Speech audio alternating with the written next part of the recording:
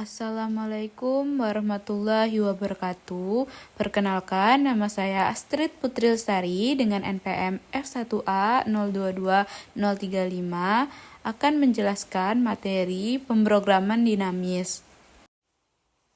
Apa itu pemrograman dinamis? Pemrograman dinamis adalah teknik pemrograman yang digunakan untuk menyelesaikan masalah yang kompleks dengan cara memecahkannya menjadi sub-masalah yang lebih kecil. Kemudian, menyimpan hasil dari setiap sub-masalah agar bisa digunakan kembali ketika dibutuhkan. Metode ini pertama kali diperkenalkan oleh Richard Bellman pada tahun 1950-an.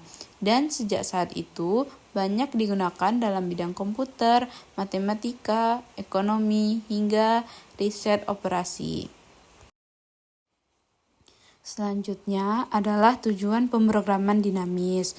Tujuan dari pemrograman dinamis adalah untuk menyelesaikan masalah kompleks secara lebih efisien dengan cara memecahkannya menjadi sub-masalah yang lebih kecil, menyimpan hasil perhitungan agar tidak dihitung berulang, serta memastikan solusi yang dihasilkan bersifat optimal. Selanjutnya adalah pemrograman dinamis dalam kehidupan sehari-hari. Tujuan umum pemrograman dinamis dalam kehidupan sehari-hari adalah membantu kita berpikir lebih efisien, hemat waktu, dan mendapatkan hasil terbaik dengan usaha optimal. Sementara itu, tujuan khusus dari pemrograman dinamis dalam kehidupan sehari-hari yang pertama adalah menghemat waktu dan tenaga. Misalnya saat kita berbelanja bulanan, kita membuat daftar agar tidak bolak-balik ke toko. Yang kedua, mencari solusi terbaik atau optimal. Misalnya, memilih rute tercepat ke sekolah atau ke kantor dengan mempertimbangkan jarak dan kemacetan.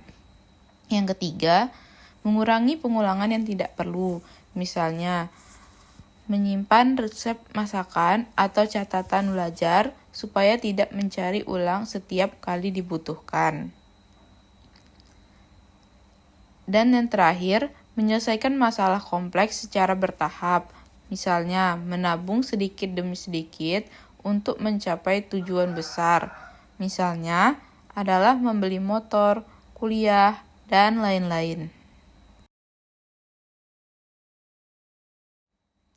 Selanjutnya adalah contoh soal yang dapat diterapkan dalam kehidupan sehari-hari. Ini adalah contoh soal pemrograman dinamis knapsack, di mana soalnya adalah seorang pelancong punya kapasitas ransel 10 kg, tersedia 3 barang, masing-masing hanya 1 buah, dengan berat dan keuntungan sebagai berikut. Barang A, berat 2 kg, keuntungan 10. Barang B, berat 3 kg, keuntungan 14. Barang C, berat 6 kg, keuntungan 30. Tentukan kombinasi barang yang memberi keuntungan maksimum tanpa melebihi kapasitas 10 kg. Penyelesaiannya adalah kita mencari stage 3 computation terlebih dahulu, di mana didapat bahwa nilai F3 10-nya adalah 30 dan didapat juga F35-nya adalah 0 sampai F30-nya didapatkan sama dengan 0. Selanjutnya, untuk tahap yang kedua, kita mencari stage 2 computation, di mana didapatkan F2 10-nya adalah 44 dan X2 10-nya adalah 1. Dan F2 9-nya sama dengan 44 dan X2 9-nya adalah 1.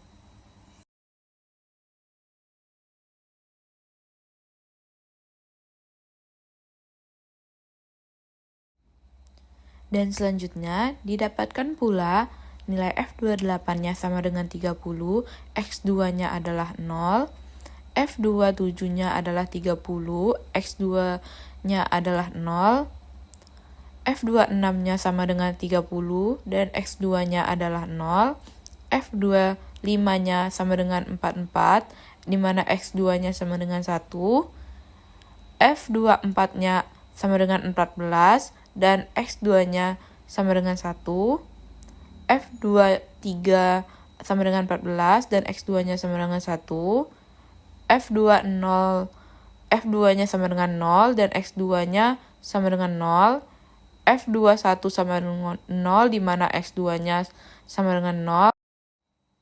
Dan yang terakhir, F20 sama dengan 0, X1-nya adalah 0.